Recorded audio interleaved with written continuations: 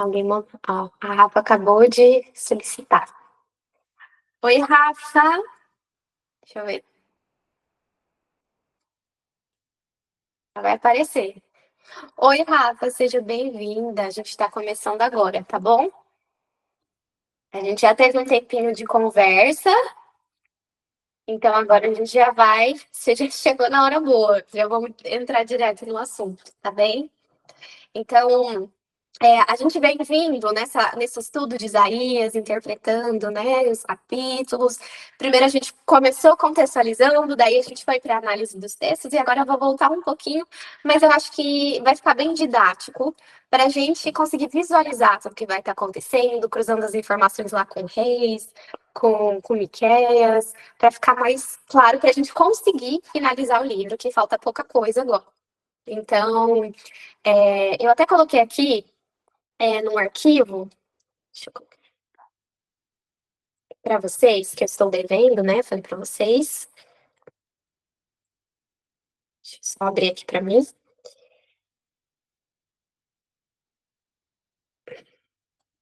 Ele. Eu espero que não carregue, porque ele está carregando o meu iPad. Só que, mesmo carregando, ele tinha desligado de novo. E por isso que eu tô tendo que abrir de novo aqui com vocês. Mas enfim, gente, então vamos lá. Isaías, ele foi chamado para ser profeta ainda porque não estava de vantagem. Ele não foi um profeta que ia ser chamado e assim, olha, Isaías, você vai fazer todo esse trabalho duro e no final da sua vida você vai ver Israel em glória, os reinos todos reunidos novamente, né? Você vai ver todo esse glamour da nação que todos esperam. Não foi essa a promessa. Isaías, ele teve um chamado que foi difícil. Imagina, você é escolhido para ser profeta para uma nação que não é uma nação que nunca conheceu de Deus e agora um assunto é novidade, eles são chamados ao arrependimento.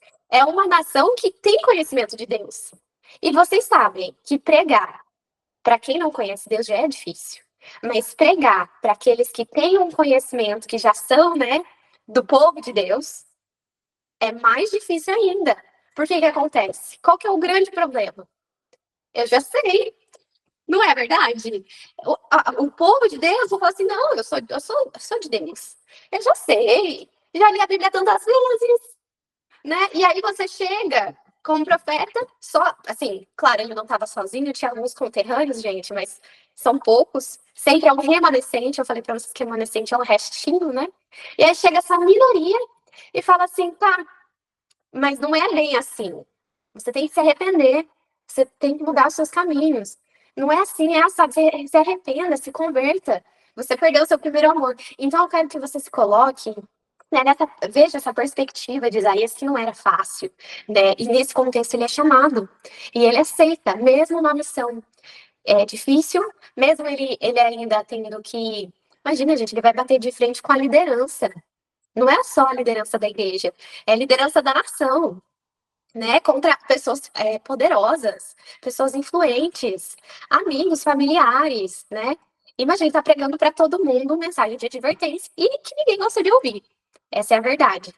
Então, ele não deixa de seguir esse chamado, ele responde com coragem, né? Ele fica encantado e fica com grande temor ao ver a visão, né, do Senhor no seu trono. Ele fala: ai de mim que sou pecador, porque os meus olhos viram o Rei. Então, assim, ele entende a sua fraqueza, ele entende a sua condição como pecador, ele não se acha mais santo porque ele é chamado. Ele, pelo contrário, ele fala: ai de mim que sou pecador e vou perecendo, porque os meus olhos viram o Rei. Então, ele entende essa condição. Então, ele é chamado. Seguindo isso, a gente vai entender quando que ele é chamado. Então, a gente vai ter a sequência dos reis ali no livro de Isaías, tá? Que é importante para vocês terem. Então, vocês podem colocar 1, 2, 3, 4. Primeiro, Uzias. Ele andou reto ou não nos caminhos do Senhor? Não, ele não anda. Jotão, a gente já vê ele fazendo um pouco diferente. O que aconteceu com o pai dele parece que tem uma certa influência, né? Então a gente vê assim: peraí, o meu pai deu tudo errado, eu vou fazer diferente. Ele faz. Depois vai vir Acás, e Acás, ele é terrível, terrível para a nação de Israel, para a nação de Judá. Tudo que acontece ali, a gente vai falar um pouquinho mais, vocês vão ver que Judá vai descendo ladeira abaixo com a casa. E aí, depois de Acas, vai vir Ezequias. E Ezequias, ele agora vai trazendo reformas para a nação, tá bem? Então, é isso que você precisa saber, tá? Uzias um rei mau, Jotão bom, Acas terrível, depois Ezequias melhora trazendo reformas, beleza? Então, olha só, o que acontece em Uzias? O que a gente precisa lembrar? Uzias, então, ele está num momento de prosperidade. Eu falei isso para vocês lá no comecinho do estudo. A nação estava próspera, eles estavam reconquistando as cidades, a questão material estava muito boa, porque eles estavam reconstruindo e fortificando as cidades que tinham sido arruinadas. Só que por mais que eles tivessem toda essa prosperidade material, a espiritual não veio junto, né? E claro, isso teve algumas consequências. O que os dias ele começa a se achar demais, e ele tem um grande pecado, o pecado da presunção, né? A presunção, gente, depois vocês até pesquisam, a presunção é isso daqui com a fé, é isso aqui. Às vezes é uma linha muito tênue que divide a presunção da fé. E aí ele vai com ousadia fazer o quê? Ele vai nessa atitude, gente, entrar no santuário, ele fala assim, agora eu vou oferecer incensos. Só que tem um problema. Quem que era responsável para oferecer incensos no santuário, gente? Podia qualquer pessoa oferecer lá? Não. Era quem? Era os levitas? Era da tribo de Levi, mas os descendentes de Arão. Então, olha só. Moisés, ele não era do sacerdócio, tá? Apesar de ser da tribo de Levi. Isso é bem importante para a gente entender. O sacerdócio, né, o ministério sacerdotal vem da descendência de Arão. Então, isso é bem importante. O rei, gente, por mais que ele estava numa posição exaltada, por mais que ele estava, né, em uma condição de prosperidade, ele ele não estava numa posição para oferecer, ele não era sacerdote. E quando ele entra ali no santuário, os sacerdotes começam a repreender ele, falando: não faça isso, você está pecando contra o Senhor, não faça isso. E ele, assim, ele insiste na rebeldia dele, e ele quer de tudo quanto é jeito oferecer incenso a ele mesmo. Tanto que os sacerdotes impedem ele, né, de oferecer incenso, mas naquela atitude rebelde que ele tem, a gente vai ver o juízo de Deus caindo sobre ele. E aí ele se trata, então se torna o rei leproso. Já imaginou? O rei do povo de Judá, o rei leproso. Vocês lembram que a lepra significava, né, naqueles tempos? Quais eram as condições? Uma pessoa leprosa não podia ficar em contato com as outras, ela tinha que ser afastada da cidade. Tinha várias, assim, leis e condições que essa pessoa teria que passar. Era uma vida miserável.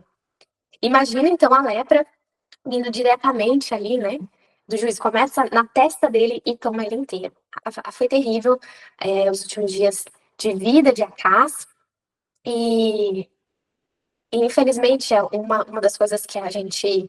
Infelizmente, não, né? Felizmente, a gente pode ver com essa história do que aconteceu com esse rei, é que de fato Deus ele não faz acepção de pessoas. Não é porque ele era um rei, não era porque ele já tinha feito alguma coisa, que ele fez o que era errado aos olhos do Senhor, ele deixou de seguir o assim diz o Senhor, que o Senhor ia passar pano para ele. Então, a gente não pode pensar, não, Senhor, a gente é muito amada, a gente é muito querida pelo Senhor. Mas o Senhor não faz acepção de pessoas. Ele vai ter ele é misericordioso, ele é longânimo em perdoar, mas todo aquele que continua, né, numa insistente em rebeldia ao Senhor, uma hora ou outra o juízo de Deus vai recair, né, sobre aquela pessoa, especialmente se ela já ouviu milhares e milhares de vezes o chamado do Senhor. Mesmo que você possa olhar nessa vida que talvez nossos ímpios estão prosperando, parece que tudo está dando certo para eles, para mim nada, e eu que vou para a igreja, eu faço isso, não está dando certo. Mesmo que aqui você não veja, eles vão colher. Eles vão colher no dia da volta do Senhor, tá? Então, olha só. A gente vê o juízo continuando, caindo, né? A gente vê que o Senhor não faz exceção de pessoas. E como que é o próximo rei que vem, que eu falei para vocês? Vamos ver se vocês anotaram. Depois de Uzias.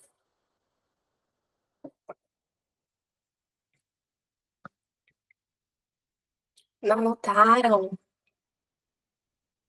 Era quatro. Jotão.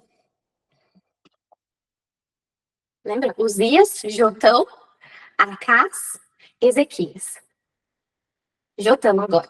Jotão é o filho de Uzias. ele não é tão mencionado, então a gente até vai passar rapidinho sobre ele, né? Nesse momento de transição, na verdade, a palavra de Deus vai falar assim que ele é reto aos olhos do Senhor, isso é importante a gente saber. Nesse processo do fim do reinado de Uzias, né, começo ali da ação de Jotão, a gente vê que esse é de fato o momento que Isaías é chamado. Eu falei, uma coisa que é importante falar para vocês, o que que ia acontecer no tempo de Isaías?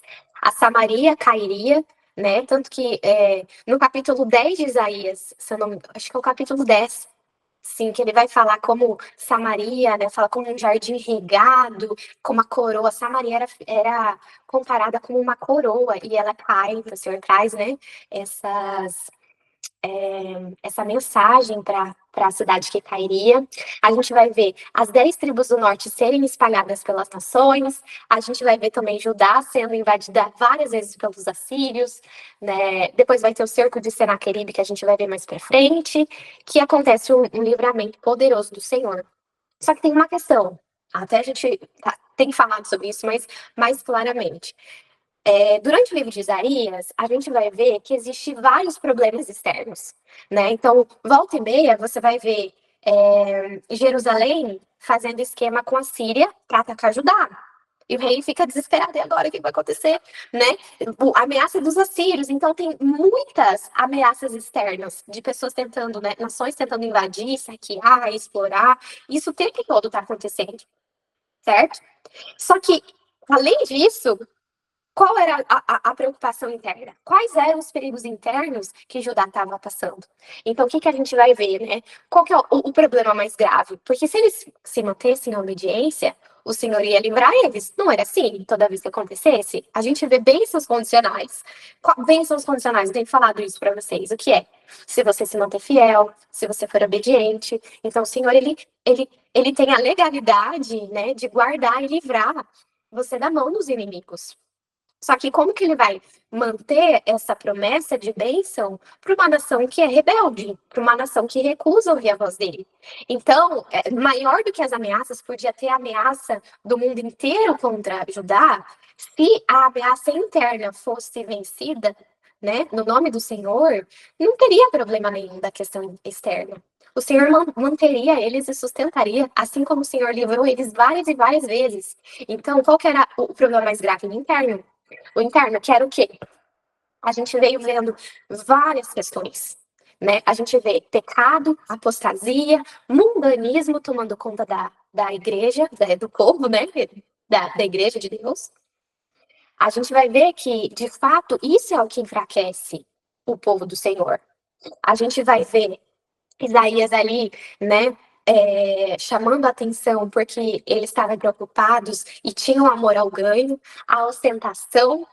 Tem um momento que ele vai falar, né, deles juntando casas e mais casas, juntando bens e mais bens. Eles vão afligindo o pobre, o necessitado. Eles já não têm um olhar de misericórdia, de cuidado para os pequeninos do Senhor.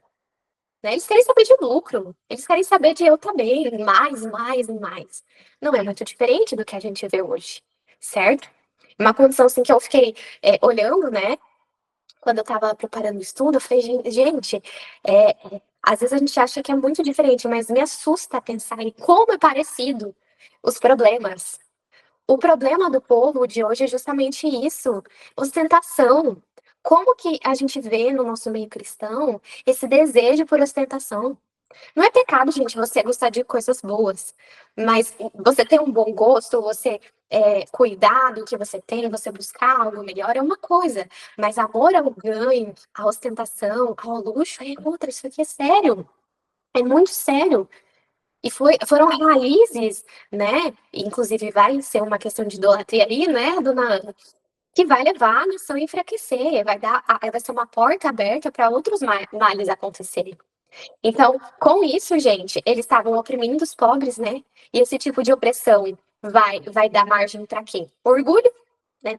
Falei para vocês sobre a ostentação. A gente vai ver um problema com a embriaguez, e até o profeta vai fazer esse jogo, tanto não só uma embriaguez física de bebida, mas também uma embriaguez espiritual. A gente vai ver um espírito de orgia.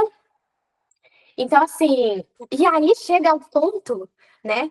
que a prática de idolatria no meio da nação já não tocava mais ninguém. Já era normal. As pessoas já olhavam com indiferença.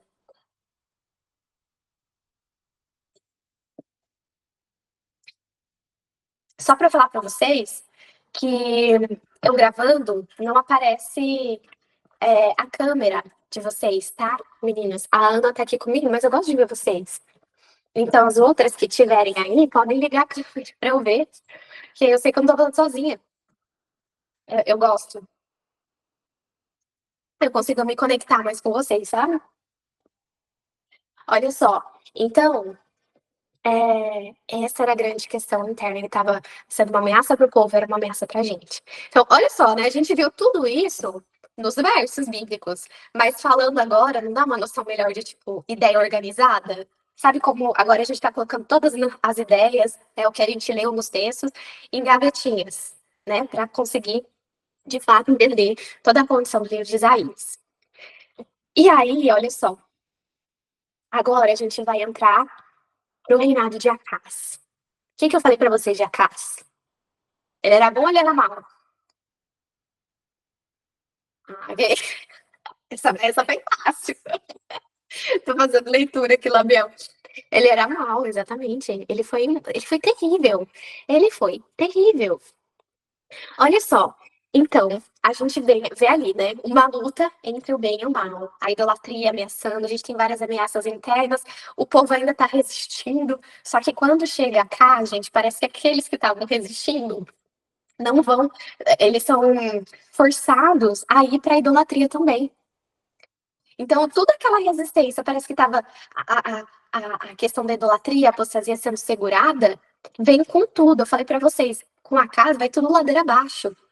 E o povo começa a ir atrás de, então, adoração de divindades pagãs. A gente vai ver falsos profetas, né, que vão trazendo mensagens que agradam o povo. A gente vai ver líderes ensinando só por interesse. Vocês lembram desse capítulo que a gente leu em Isaías, bastante falando de uma liderança, né? Que ele fala muito, muito dessa mensagem para a liderança. A gente conversou bastante sobre isso também. Nesse estudo não vou ficar voltando em detalhes, mas era o que estava acontecendo naquele momento do reinado de Acás. Então, olha só, por mais que eles tivessem toda essa condição, né, de apostasia, liderança e apostasia, eles mantinham o formalismo. Eles mantinham o culto, eles iam lá, faziam tudo que tinha que fazer bonitinho e achavam que estava tudo certo. Eles achavam que, apesar de estarem em apostasia, eles ainda eram, de fato, aqueles que permaneciam entre o povo de Deus. E o que vocês acham disso? Vocês acham que uma mera, né, um fazer assim, o assado, é o que faz alguém sempre fazer parte do povo de Deus? Claro que não, claro que não. E aí, gente, a gente vai ter algumas mensagens do profeta Miqueias. O profeta Miqueias, ele vem trazendo o seu testemunho também. E ele fala assim, olha só, é...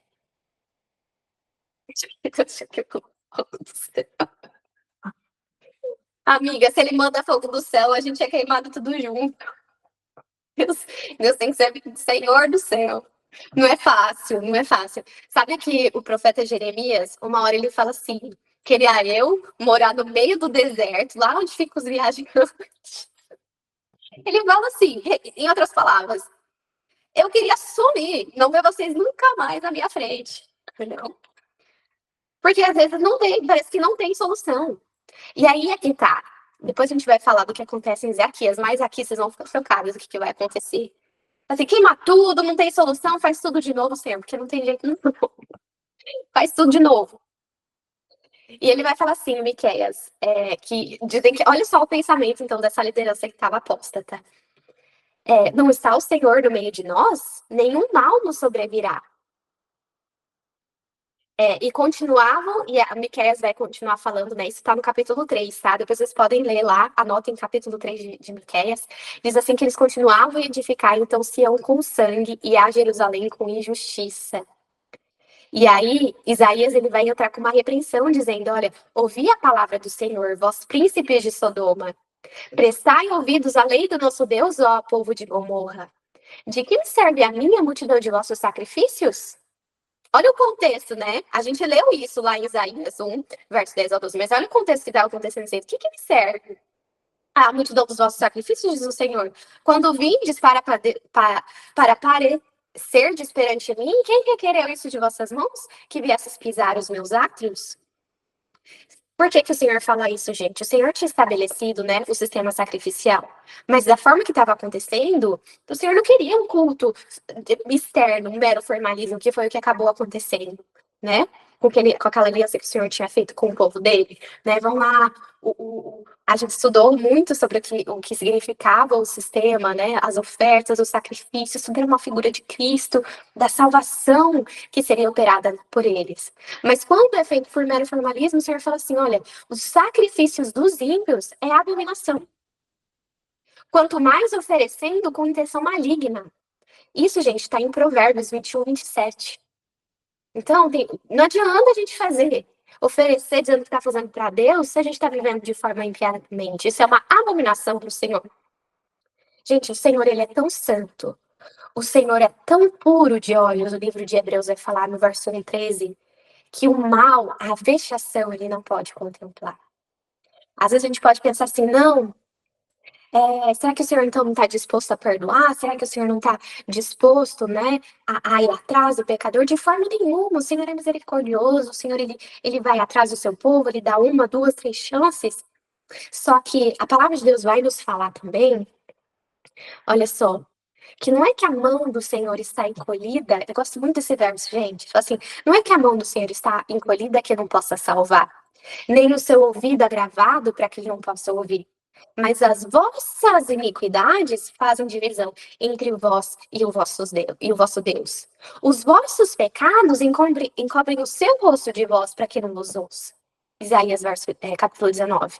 Então, gente, às vezes você fala assim, nossa, parece que o Senhor não está ouvindo minhas orações, faz muito tempo, eu oro. Será que às vezes não tem um pecado não confessado? Será que não está tendo uma prática de um pecado que a gente fala pecado de estimação, sabe? Que tem uns que os pecados que é bem feio, não, assim, que é muito feio, a gente deixa de lado.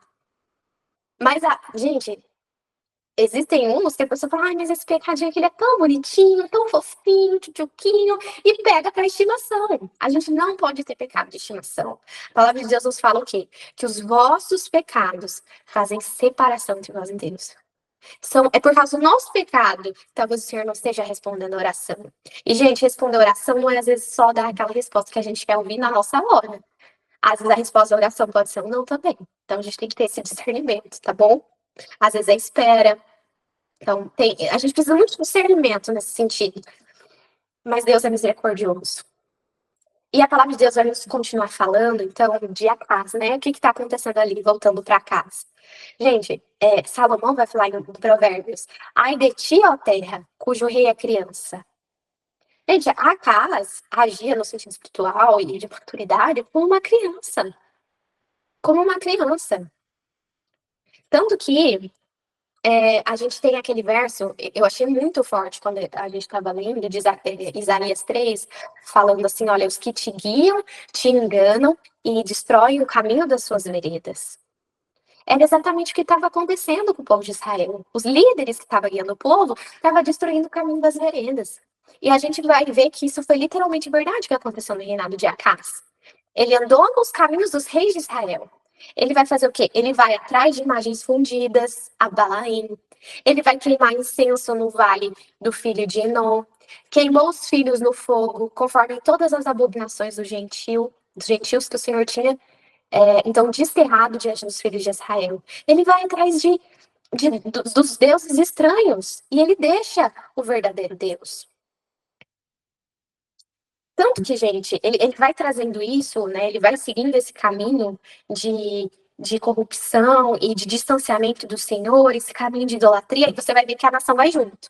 O povo de Judá vai junto. A chegar a um ponto que parece que não sobrou ninguém. Miqueias, ele vai falar assim: pereceu o benigno da terra, e não há entre os homens um que seja reto. O melhor deles é um espinho. O mais reto é o pior do que o espinhal. Já parou pra pensar? O melhor deles é como um espinho. E o mais reto é pior do que um espinhal. Olha só, Isaías ele vai falar assim: se o Senhor dos Exércitos não tivesse deixado um remanescente entre nós, já como Sodoma seríamos e semelhantes a Gomorra. Então, gente, Deus teve misericórdia por amor do remanescente que estava em Judá. Parece que vocês vão vendo que cada vez mais o cenário é pior. Chega uma hora, cada vez parece que não sobra ninguém. No final ali do reinado de Acás, você fala assim: não, agora eu não sei quem sobrou, Isaías e Miqueias. É essa a sensação que a gente tem. Mas o Senhor, ele é bom. E o Senhor, mesmo que seja poucos os remanescentes, eu sempre falo para vocês, através de todas as eras, através de todos os séculos, ele sempre teve um povo que foi fiel. Mesmo que fosse um povo pequeno, mesmo que fosse um pouco pobre, simples, humilde, um povo que perseverou no assim diz o Senhor. E a gente vai ver essas mensagens. Isaías, Miqueias chamando o povo para arrependimento, dando consolo para o remanescente, né? O Senhor cuidando do seu povo. A gente vai ver aqui Miqueias, né, dizendo, olha só, gente, tem uns textos que o Senhor fala diretamente com o povo que eu acho muito forte. Livro de Miqueias, ele vai apelar falando para o povo assim, olha, ouvi agora o que diz o Senhor, levanta-te, contende com os montes, ouçam outeiros a tua voz. Ouve, montes, a contenda do Senhor, e vós, fortes fundamentos da terra, porque o Senhor tem uma contenda com o seu povo, e com Israel entrará em juízo. Ó, oh, povo meu, o que te tenho feito? O Senhor perguntando assim: o que eu fiz para vocês? O que eu te enfadei? O que eu te enfadei? Testifica contra mim e me fala. Certamente eu te fiz subir da terra do Egito, e da casa da servidão te remi. Pus diante de ti a Moisés, Arão e Miriam. Povo meu, ora, lembra-te da consulta de Balaque, rei de Moabe, e do que lhe respondeu Balaão, filho de Beor, desde Sitim até julgar, para que conheças as justiças do Senhor.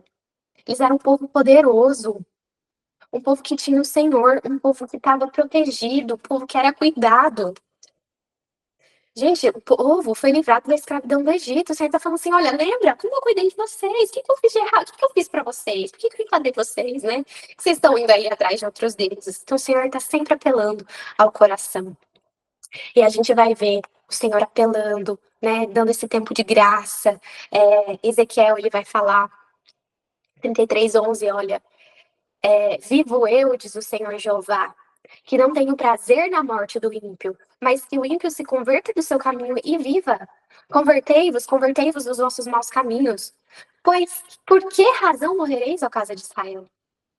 Então, Satanás, gente, olha, ele se especializou nisso, de fazer o homem pecar, cair e deixar esse homem, então, numa posição de desesperança, de terror e sem ajuda. E ainda ficar falando assim: ah, não adianta, você já foi longe demais, não tem o que fazer.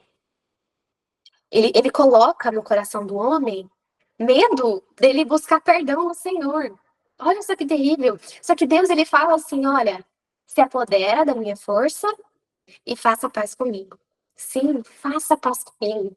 Então, assim, gente, ele é tão misericordioso que você fala assim: nossa, esse povo aí tinha que queimar tudo, né, Aline? E olha só, o caráter de Deus. A gente, como ser humano, a gente fala que tem que queimar tudo. O Senhor fala assim: gente, se arrependam.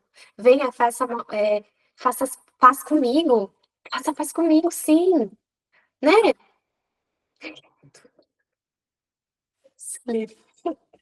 Gente, então a gente vai ver é, é, essas histórias, né, que a gente está conversando aqui, vai servir para a gente ao longo ao longo das décadas, dos séculos, como, como uma lição para a gente nunca deixar a verdadeira misericórdia, para a gente nunca deixar a verdadeira fé e trocar por um mero formalismo. Gente, todo mundo pode estar sujeito a cair no formalismo. Pode achar que está fazendo em nome do Senhor e está sendo usado pelo inimigo. Por isso que a gente tem que contemplar o Senhor, pela contemplação nós somos transformadas. E nunca achar que a gente está numa posição de modelo e perfeição, que a gente nunca possa ouvir uma repreensão, que a gente nunca possa mudar, que a gente nunca. É claro, você vai ponderar o que é dito para você, você vai sempre trazer à luz da palavra de Deus, Olha só, a Aline falou assim: o verso 59 é forte. Estava conversando com uma amiga que ora, mas vive em pecado. Qual verso 59 você está falando, amiga? Pode falar.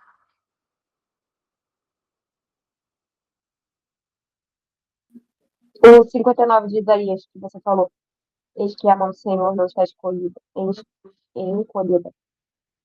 Sim, sim. O monte do Senhor está encolhida, né? Que não possa alcançar, mas que os seus pecados fazem divisão. Gente, isso é tão tremendo.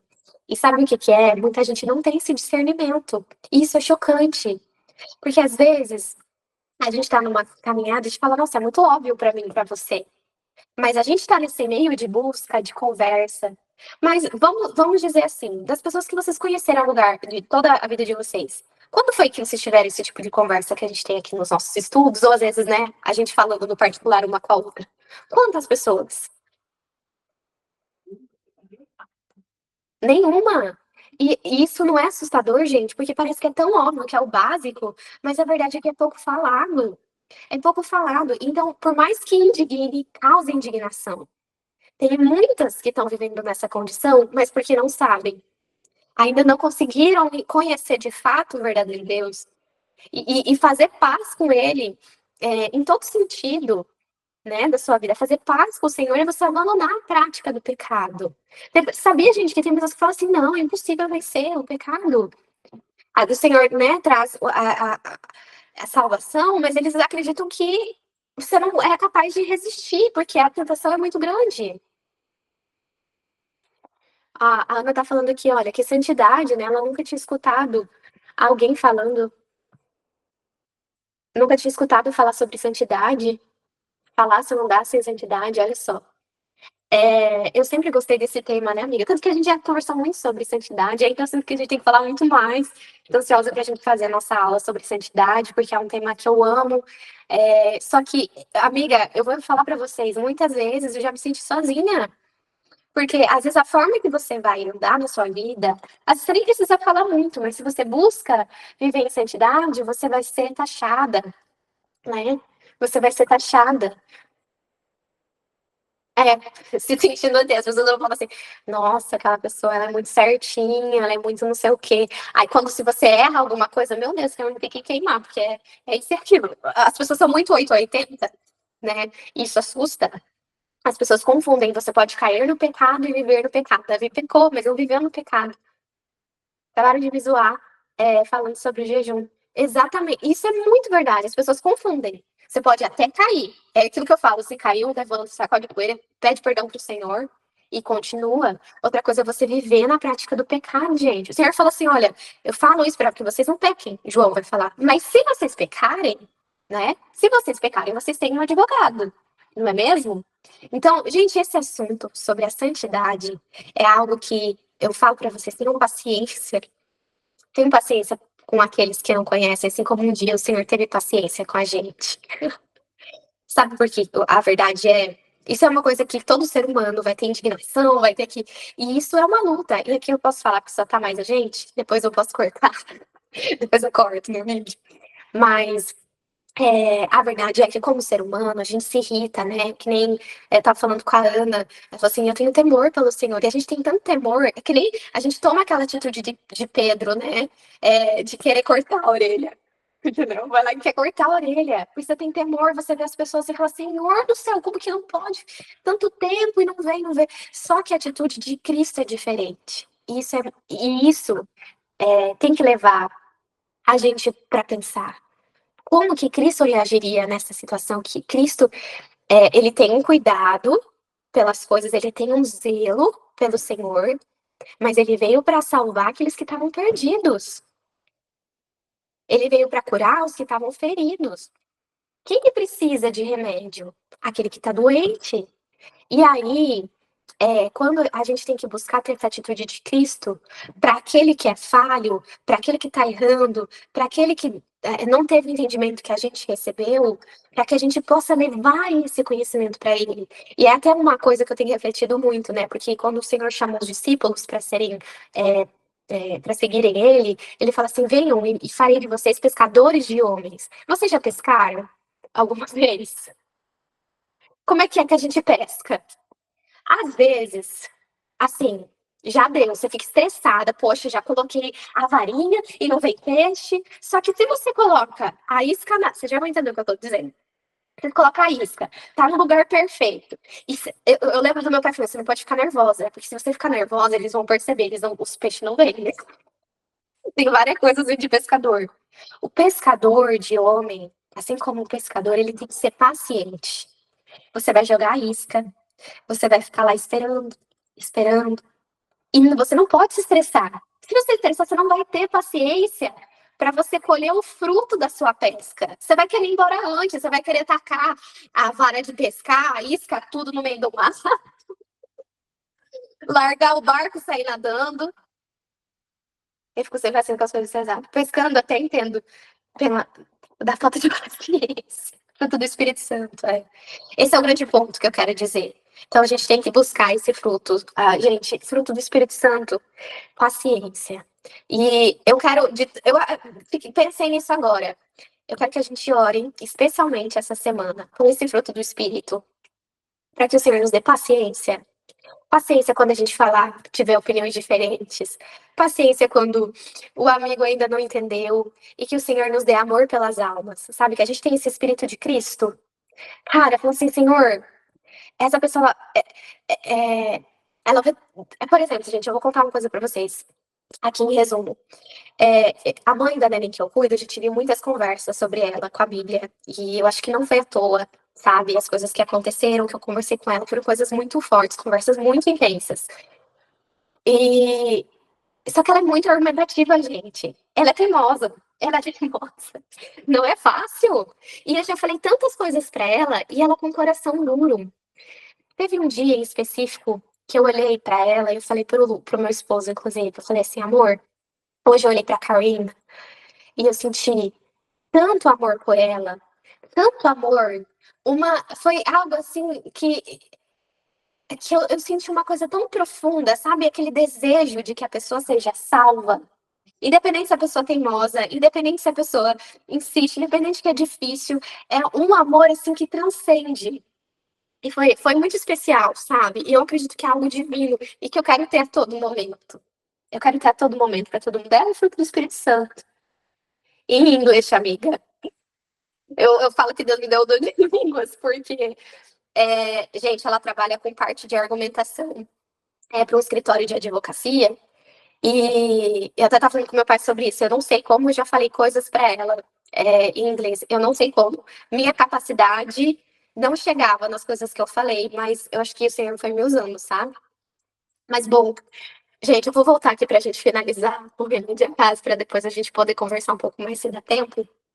Senão a gente vai acabar estendendo aqui. Olha só, a gente tem que se ligar para conversar, né? Quando tá mais a gente aqui, eu acabo, às vezes, me acomodando, conversando com vocês aqui no chat. Mas vamos concluir. Então, a gente vai estar em oração sobre isso, tá? Paciência, frutos do Espírito, que todas nós precisamos. E a gente estava falando, então, só voltando aqui à questão dos apelos, né, do Senhor, a gente vai ver que o Senhor mantém Isaías, Miqueias apelando para o povo se arrepender.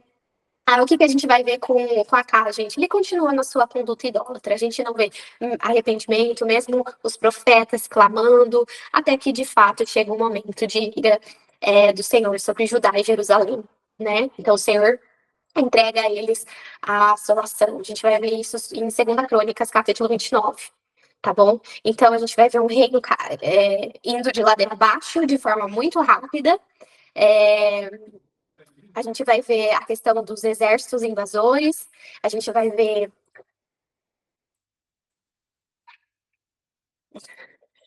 A gente vai ver ali em Segunda Reis, olha só, amiga, Segunda Reis, capítulo 16, vai entrar bem aqui nessa parte. A gente vai ver o rei da Síria, tá? O rei de Jerusalém cercando a casa. Nesse momento que ele cerca a casa, pode dizer, amiga. Tá, peraí. Deixa eu pegar minha Bíblia aqui. Deixa eu só contextualizar essa parte aqui de a casa, e daí eu já falo com você sobre a sua dúvida, tá bom? Deixa eu só abrir aqui. Capítulo 38. Só vou terminar essa parte de Acácias. 38. Hoje eu nem entrei, né, propriamente nos capítulos. Ah, sim. Eu vou falar daqui rapidamente sobre isso, mas a gente vai falar, finalizar Ezequias no próximo estudo, tá bem? Segunda Reis 6. Então, esse texto que eu falei para vocês é Segunda Reis 16, capítulo 5. Que então, o que vai acontecer? Eles estão em rebeldia, o juízo de Deus vem, que eles até chamam. Ai, eu tenho um problema com esse nome, que é Ciro Efraimita. Eu até. Ciro Efraimita. É, a crise sírio-efraimita, porque a Síria, junto com Jerusalém, vai estar para invadir, né? Então, Judá, ele fica desesperado. Isaías fala assim: olha, não se preocupa, vai ficar tudo bem, vai dar tudo certo. A casa, ao invés de descansar o coração em Deus, que estava dando a segurança para ele, ele faz o quê? Ele vai até a Síria. A Síria era aquela que ia para destruindo tudo. A Síria. Ó, a Síria com S, a Síria com S, junto com Jerusalém, vai atacar Judá. A Síria com A é a que destruía todos os cantos, e agora a Acas vai para a Síria com A, dizendo assim: eu sou teu servo, eu sou teu filho, pega esse presente aqui, protege a gente. Ele vai buscar então a aliança da Síria. E aí, claro, gente, com o presente, a posição que ele se coloca diante da Síria, cresce os olhos, né, para cima de Judá. E o que acontece? Depois a Síria vai explorar, inclusive eles vão ter que pagar tributos, eles vão ficar assim, quase como escravos da Síria. É uma situação assim de bem delicada. Então, o resumo vai acontecer isso. E a casa ele não volta, gente. Ele não se arrepende, fica indignado, gente. Como que a casa não se arrependia? Deus falava com ele, Deus era claro com ele, mas ele não ia. E o que acontece depois? Mesmo, né, nessas condições, a casa ele fala assim: visto que os deuses da Síria os ajudam, eu lhes sacrificarei para que me ajudem a mim. Segunda Crônicas, capítulo 28, verso 19, 22, 23. Então, ele não vai atrás do Senhor, ele vai atrás dos reis, dos deuses da Síria com esse, tá bem? Então, o que acontece, gente? Em resumo, do final do reinado de Acás, o reinado apóstata, vai levando o povo cada vez mais distante do Senhor, em idolatria, até chegar a um ponto que o templo é fechado, o lugar do Senhor é deixado deserto, acaba culto, acaba tudo, vai todo mundo prestar ofertas e sacrifícios a deuses estranhos. Esse é o final do reinado de Acás. E aí a gente vai entrar aqui. Você tem 10 minutinhos para a gente terminar Ezequias? Eu não vou falar tudo de Ezequias agora, mas só para a gente dar a sequência, a gente vai terminar Ezequias para falar o que ela estava até me pediu de dúvida. Então, o que acontece? Acabou, ficou tudo fechado. Até eu anotei o verso. Segunda Crônicas, que vai falar disso, tá? Que tudo vai ficar fechado.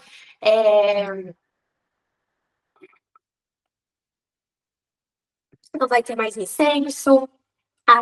Os habitantes, né, então vão erguer os altares em adoração. Então, de novo, a gente vai pensar assim: parece que o paganismo ganhou. Parece que não sobrou ninguém. Mas, de novo, eu falo para você, de fato, teve o remanescente. E sabe qual foi a palavra do Senhor para esse remanescente? Eles não tinham mais santuário, porque tinha fechado. Como eles iam lá, né, prestar o culto deles? O Senhor fala assim, ó, em Isaías capítulo 8. Ao Senhor dos Exércitos, a Ele santificai, e seja Ele o vosso temor, e seja Ele o vosso assombro. Então, Ele vos será santuário. Vocês não têm um santuário agora. Ele vai ser o santuário para vocês. Esse é um momento de crise, né? Mas o Senhor tinha uma promessa para aqueles que permaneceram. E aí, gente, vem o próximo rei, Ezequias. E Ezequias, ele chega com tudo. Ele é o rei da reforma. E ele sabia que tinha que ser feito errado. Porque o que estava acontecendo, né? Com as outras 10 tribos? Estavam sendo espalhadas, estavam sendo invadidas. Tudo que estava acontecendo, ele falou assim: se eu continuar assim, vai acontecer o mesmo com Judá. O povo tem que se arrepender. Então, a primeira coisa que ele faz, restabelecer o culto. Ele chama os sacerdotes e todo mundo é muito rápido para fazer o que tem que ser feito. né? Então, tudo que era negligenciado, né? A gente vai ver as atividades, a gente vai ver os sacerdotes na sua posição, o povo ali auxiliando também a fazer todas as reformas, os levitas. E em 2 Crônicas, capítulo 29, eles falam o seguinte, gente. Agora me tem vindo ao coração que façamos um concerto com o Senhor, Deus de Israel, para que se desvie de nós o ardor da sua ira. Eles sabiam, se eles não se arrependessem, havia a ira do Senhor, assim como aconteceu com o resto que tinha se apostatado. Então ele vai falar assim: olha, Ezequias falando para o povo, né? Não sejam negligentes, pois o Senhor vos tem escolhido para estar diante dele, para o servirdes e para ser de seus ministros e queimardes incensos. Santificai-vos agora, santificai a casa do Senhor, Deus de vossos pais. Gente, ou seja, eles vão, restauram tudo, eles fazem um culto, o primeiro culto foi celebrado, eles intercedem pedindo perdão pelos pecados da nação. É, eles vão restaurando, inclusive, a festa da Páscoa, que já fazia tempo que não se tinha celebrado. E nisso, Crônicas vai falando muito como eles se alegram, né? Eles se alegram, eles cantam. Realmente, o movimento da reforma acaba tendo uma resposta muito boa. E olha só, o que, que a gente falou ali com a Cas? Queima tudo. Olha como é que é, gente. Parecia que não tinha mais solução. Mas levantou uma reforma, houve aqueles que seguiram a reforma também. Houve arrependimento do povo, né? Tanto que tem a promessa que falou assim: se meu povo, que se chama pelo meu nome, se humilhar e orar, então eu ouvirei. O Salomão tinha feito uma oração na inauguração do templo. Ele fala assim: se quando o povo, né, entrar em pecado, mas eles virem aqui neste lugar clamando perdão, então, Senhor, ouça. E de fato, o Senhor ouviu o povo clamando por perdão, o Senhor perdoou o seu povo, o Senhor estava ativamente nesse movimento de reforma. A gente vai ver. é, eu tô pulando algumas partes aqui por conta do nosso tempo, por isso que eu tô olhando aqui, tá? Primeira Reis, ele vai falar assim, olha, não, perdão, gente, foi essa oração de Salomão que eu tava falando assim pra vocês, que é Primeira Reis, capítulo 8, verso 33 e 34. Quando o teu povo Israel for ferido diante do inimigo por ter pecado contra ti e confessarem o teu nome e orarem e suplicarem a ti nesta casa, ouve tu então dos céus e perdoa o pecado do teu povo. Então o Senhor estava ali interceder, cuidando do povo, ouvindo as intercessões feitas pelos líderes. Deixa eu ver mais o que é importante eu falar aqui antes de entrar para a questão de Ezequias. O Senhor vai falar que Ezequias, né, fez o que era reto e verdadeiro perante o Senhor, em toda a obra que começou, com todo o seu coração ele fez, ele prosperou. No Senhor Deus de Israel ele confiou, não se apartou de após dele, guardou os mandamentos do Senhor que tinha dado a Moisés, assim o Senhor foi com ele. Então a gente vai falar um pouco mais de alguns acontecimentos da vida de Ezequias, mas no geral a gente vê ele como um rei que seguiu os caminhos do Senhor. Ele não é perfeito, a gente vai ver isso acontecendo. Quando ele fica doente, que é ali no capítulo 38, 8, né, ele vai falar da sombra voltando 10 graus, né, amiga Ana? O que que acontece? A palavra de Deus fala que ele está ferido de morte. Ezequias, ele estava com uma doença que ele ia morrer, não tinha muito tempo de vida. E ele clama ao Senhor, ele fala assim: Senhor, me conceda mais tempo. E o Senhor ouve a oração dele. E aí ele tem como um sinal, né? Então, você quer que a sombra do sol avance 10 graus? Né? Ou que volte. Ele fala assim: olha, é fácil que a sombra do Sol avance 10 graus, mas não é assim que acontece de voltar. Então, como um sinal que Deus tinha concedido, né? A cura para ele, o Sol volta 10 graus, gente. Então, quando fala sombra, é como se assim, o Sol ele fosse fazer esse movimento, o natural dele. O que aconteceu para Ezequias, o Sol volta. Por isso que a sombra retrocede 10 graus. E os estudiosos da Babilônia perceberam isso. Quando eles percebem isso, eles falam: peraí, isso aqui não é normal, não. O que que aconteceu? E eles sabem, então, que aquilo aconteceu porque foi uma evidência, né, uma prova de que o Senhor tinha, o Senhor de Judá tinha então concedido a cura para Ezequias, e eles vão todos curiosos, então, no momento ali que era para perfeito para Ezequias testemunhar a fé dele. Era como eles marcavam um tempo pelo sol, pela sombra que faziam pelos anos. Exatamente, não tinha relógios, né, Rafa? Exatamente. Então, imagina, gente, o sol voltou. Você fala, peraí, a sombra. Isso não é normal. Então, eles vão para lá e eles querem saber mais, eles ficam interessados. Gente, que oportunidade para testemunhar eles não tiveram, não é mesmo? Ele podia ter chegado lá e falado assim: nossa, eu tava para morrer. Mas quem me concedeu a vida, quem fez o sol voltar é o rei do universo, é o criador de todas as coisas. Eles têm nos sustentado, eles têm. Gente, quantas coisas eu fico pensando que Ezequias poderia ter testemunhado naquele momento. Mas o que ele fala? Chega a visita na casa dele, ele fala assim: olha essa garrafa de ouro que eu tenho. Olha as nossas riquezas. Eu, assim, passa um filme na minha cabeça, porque depois o Senhor vai falar para ele, fala, o que que você fez? Eu mostrei as coisas que tinha aí na cidade, as riquezas, tudo. O que que você mostrou? Olha, tudo que tinha eu mostrei. Tudo o que tinha ele mostrou, gente. Toda a riqueza, toda a prosperidade, tudo que tinha de interessante, ele mostrou. E ele mostrou não como, olha, esse é o Deus do universo. Ele deixou o eu dele aparecer, né? A ostentação. Ele quis ostentar aquilo que ele tinha como rei. E, gente, que terrível, que terrível. Ele perdeu uma oportunidade de pregar para aquele povo. E sabe qual semente que ele plantou? Uma semente que depois eles colheriam amargamente. Porque isso, gente, vai brotar quando depois Babilônia vem e leva eles escravos. Tá bem? Você fala assim, nossa, nem é nada demais. Foi muito sério. Por conta disso, Babilônia cresce os olhos, né, diante deles e vai e leva eles cativos. E a gente fala do cativeiro babilônico, que horrível que foi tudo destruído em Jerusalém.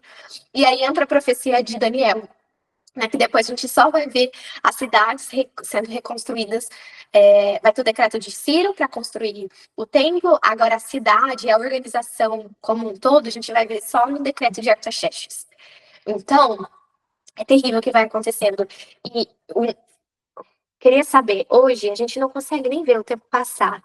Pois é, imagina, verdade, quando olhamos o dia à noite, passa tão rapidinho. Aqui no inverno, sim, ainda, porque escurece 3 e pouco da tarde. Mas, meninas, para não me estender muito mais, eu queria trazer um último.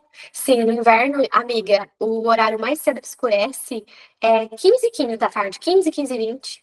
Você já tem ideia do que é isso? Tá escuro. É terrível, gente. É terrível. Você vai dormir bem cedo. Porque a gente tá bem em cima, né? A gente tá bem em cima. Então, por conta da posição, a gente acaba. E detalhe, tá? Escurece, amanhece mais tarde também. Amanhece mais tarde. É terrível. No verão também tem momentos que vai amanhecer bem cedo e vai escurecer bem tarde. Já teve dias de eu acordar e dormir e não ter visto a noite. Sim, na Noruega é pior ainda. Quanto mais em cima, pior.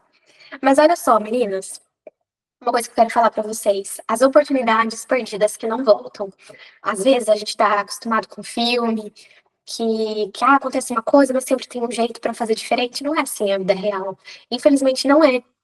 Tem pessoas que vão aparecer na nossa vida e a gente vai ter a oportunidade de testemunhar. Foi uma cura que Deus te deu, né? A Aline contou esses dias aqui do que o Senhor fez, né, na parte financeira, que apareceu o trabalho, foi um testemunho, você pode testemunhar. Né? Quantas coisas o Senhor faz pra gente, a gente poderia testemunhar. Eu me mudei recentemente para essa casa. Eu podia falar assim, não, é a força do meu braço, porque eu tô trabalhando muito e tal. Não, eu faço questão de falar, foi o Senhor quem nos deu.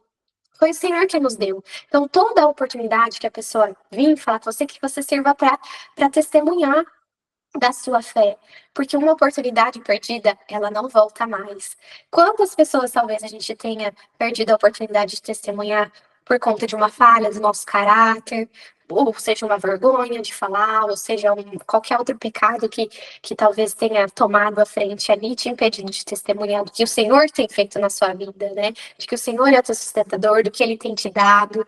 Então, assim, oportunidades perdidas não voltam. O Senhor vai, talvez, se você se arrepende, vai ter uma outra oportunidade para você fazer, mas talvez aquela pessoa você nunca mais veja na sua vida, sabe? Então, que a gente olhe para essas histórias, a gente sempre traga lições para nossa vida, né? Sempre clamando, Senhor, que eu não perca uma oportunidade de testemunhar, sempre ser grata pelo que tu faz na minha vida, pelos teus bens, pelos teus dons, gente, porque tudo é dele.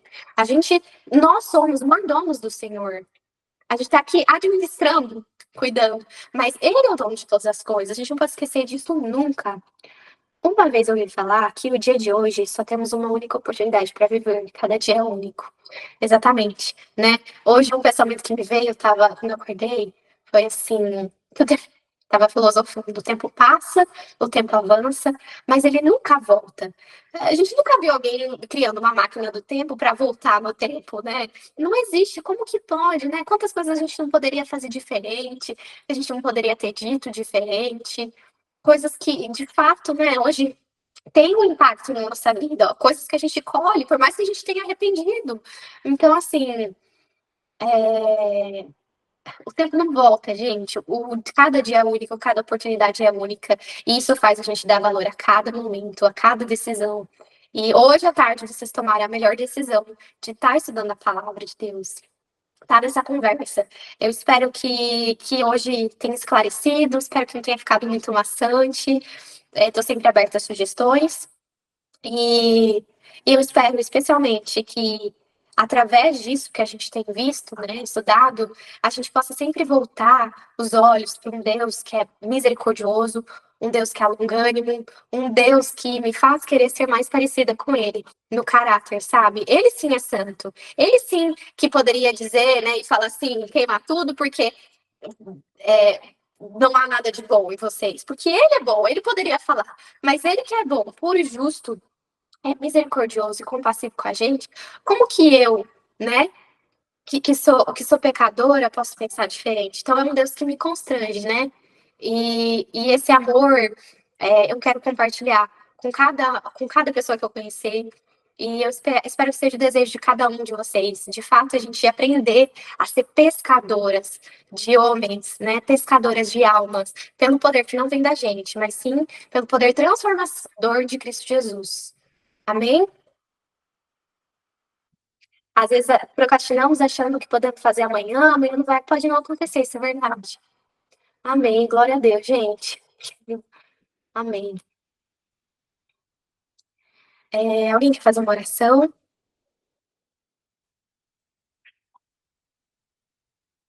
Amiga Ana, tirei a sua dúvida sobre do verso.